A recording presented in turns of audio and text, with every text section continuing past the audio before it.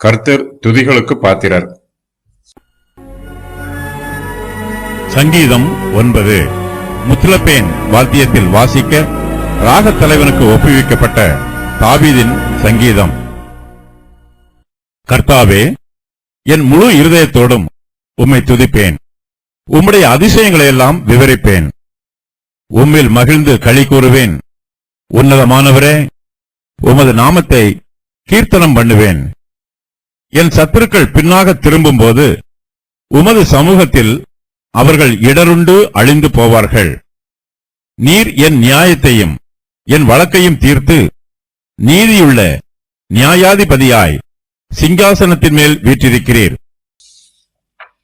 உம்மை துதிப்பேன்.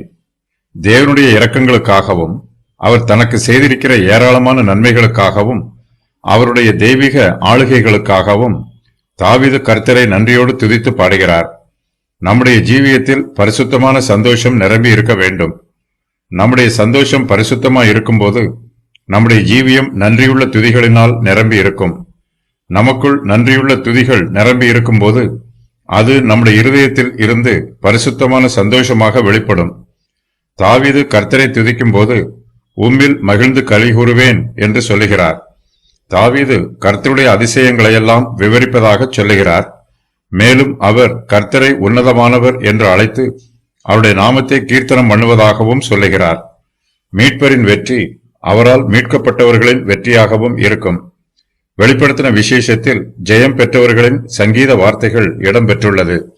அவையாவன: அப்பொழுது வானத்திலே ஒரு பெரிய சத்தம் உண்டாகி, இப்பொழுது ரட்சிப்பும் வல்லமையும் நமது தேவனுடைய ராஜ்யமும் அவருடைய கிறிஸ்துவின் அதிகாரமும் உண்டாயிருக்கிறது. இரவும் பகலும் நம்முடைய தேவனுக்கு முன்பாக நம்முடைய சகோதரர் மேல் குற்றம் சுமத்தும் பொருட்டு அவர்கள் மேல் குற்றம் சாட்டுகிறவன் தாழ தள்ளப்பட்டு போனான். வெளிப்படுத்தின விசேஷம் 12:10. அவர்கள் தேவனுடைய ஊழியக்காரனாகிய மோசேயின் பாட்டையும் ஆட்டுக்குட்டியானவருடைய பாட்டையும் பாடி, சர்வ வல்லமையுள்ள தேவனாகிய கர்த்தாவே, தேவரீருடைய கிரியைகள் மகத்துவமும் ஆச்சரியமும் ஆனவைகள். பரிசுத்தவான்களின் ராஜாவே, தேவரீருடைய வழிகள் நீதியும் சத்தியமுமானவைகள். கர்த்தாவே, யார் உமக்கு பயப்படாமலும் உமது நாமத்தை மகிமைப்படுத்தாமலும் இருக்கலாம்? தேவரீர் ஒருவரே பரிசுத்தர். எல்லா ஜாதிகளும் வந்து உமக்கு முன்பாக தொழுது கொள்வார்கள். உம்முடைய நீதியான செயல்கள் வெளியரங்கமாயின என்றார்கள்.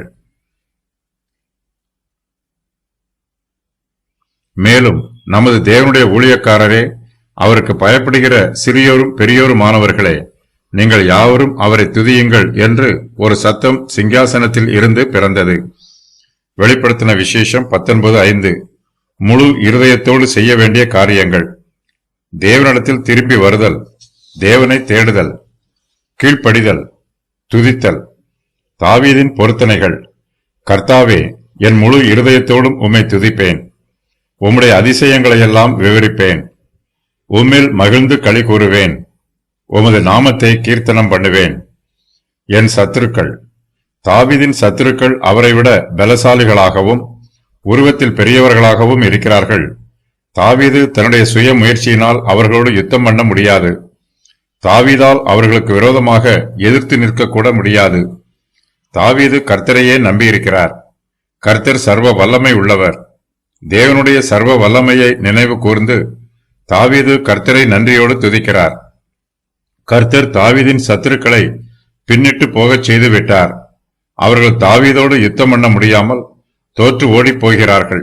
அவர்கள் தாவீதோடுதான் யுத்தம் பண்ண வந்தார்கள்.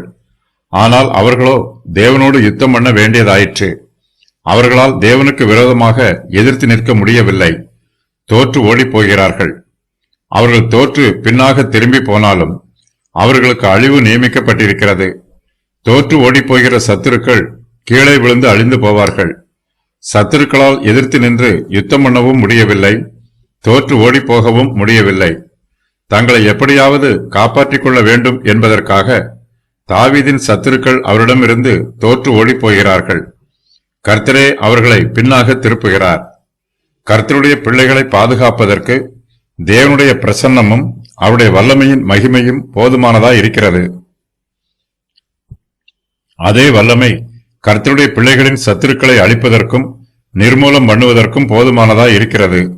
தாவீதின் சத்துருக்கள் கர்த்தருடைய சமூகத்தில் இடருண்டு அழிந்து போகிறார்கள். இந்த சத்திய வசனம் நம்முடைய கர்த்தராகிய இயேசு கிறிஸ்துவின் ஜீவிய காலத்தில் நிறைவேறிற்று. இயேசு கிறிஸ்து கெதரோன் ஆற்றுக்கு அப்புறத்தில் உள்ள ஒரு தோட்டத்தில் ஜெபம் பண்ணி கொண்டிருக்கிறார். அப்போது யூதாஸ் காரியோத்து போர்ச்சேவகரின் கூட்டத்தையும் பிரதான ஆசாரியர் பரிசேயர் என்பவர்களால் அனுப்பப்பட்ட ஊழியக்காரர்களையும் கூட்டிக் கொண்டு அந்த தோட்டத்திற்கு வருகிறான். அவர்களோ பந்தங்களோடும் தீவெட்டிகளோடும் ஆயுதங்களோடும் அவ்விடத்திற்கு வருகிறார்கள். இயேசு கிறிஸ்து தமக்கு நேரிடப் போகிற எல்லாவற்றையும் அறிந்து எதிர்கொண்டு போய் அவர்களை நோக்கி, யாரை தேடுகிறீர்கள் என்கிறார். அவருக்கு அவர்கள் பிரதியுத்தரமாக, நசரேயனாகிய இயேசுவை தேடுகிறோம் என்கிறார்கள். அதற்கு இயேசு, நான் தான் என்று அவர்களுக்கு சொல்லுகிறார்.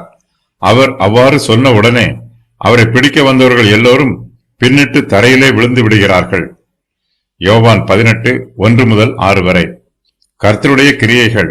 சத்துருக்களை பின்னாக திருப்புவார், விரோதிகளை அழிப்பார், நீதிமானின் வழக்கை தீர்ப்பார், நீதியாக நியாயம் விசாரிப்பார், ஜாதிகளை கடிந்து கொள்வார், துன்மார்க்கரை அழிப்பார், அவர்கள் நாமத்தை இல்லாதபடி கொலைத்து போடுவார், சத்துருக்களை பாழாக்குவார், பட்டணங்களை நிர்மூலமாக்குவார், துன்மார்க்கரின் பெயரை ஒளிந்து போக பண்ணுவார். கர்த்தர் நீதியுள்ள நியாயாதிபதியாய் இருப்பதற்காக தாவீது அவரை நன்றியோடு துதிக்கிறார். கர்த்தர் தாமே தாவீதின் நியாயத்தையும் அவருடைய வழக்கையும் தீர்த்து வைத்திருக்கிறார். கர்த்தர் நீதியுள்ளவர். அவர் நீதியுள்ள நியாயாதிபதியாய் தம்முடைய சிங்காசனத்தின் மேல் வீற்றிருக்கிறார். அவர் தாவீதின் நியாயத்தை நீதியாய் விசாரிக்கிறார். அவருக்கு நீதியாய் தீர்ப்பு சொல்லுகிறார். கர்த்தருடைய நீதியான நியாய தீர்ப்புக்காக தாவீது கர்த்தரை நன்றியோடு துதிக்கிறார்.